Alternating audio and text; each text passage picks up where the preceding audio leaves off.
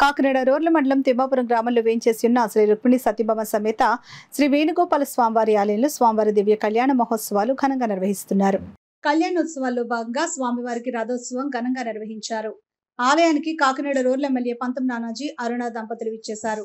ఆలయంలోకి విచ్చేసిన ఎమ్మెల్యే నానాజీ దంపతులకు జనసేన పార్టీ గ్రామాధ్యక్షులు మాధవరపు తాతాజీ, ఆలయ అధికారులు, ఆలయ మర్యాదలతో స్వాగతం పలికారు.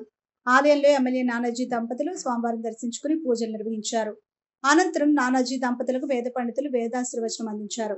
ఈ సందర్భంగా ఎమ్మెల్యే నానాజీ మాట్లాడుతూ తిమ్మాపురంలో వేంచేసి ఉన్న శ్రీ వేణుగోపాల స్వామివారి ఆలయ అభివృద్ధికి తనవంతు కృషి చేస్తానని అన్నారు.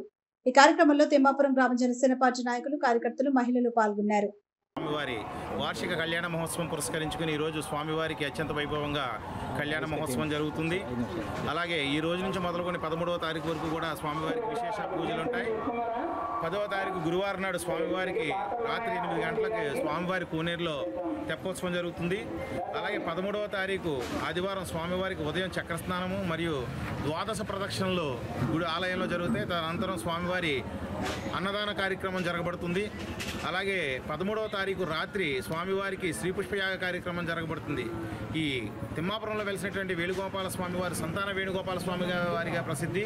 ఈ యొక్క దేవాలయంలో నిత్యం పూజలు చేస్తూ ఉన్న వారికి అనేక మందికి సంతానం కలగజేసి స్వామివారి విశిష్టతను చాటు చేసుకున్నారు.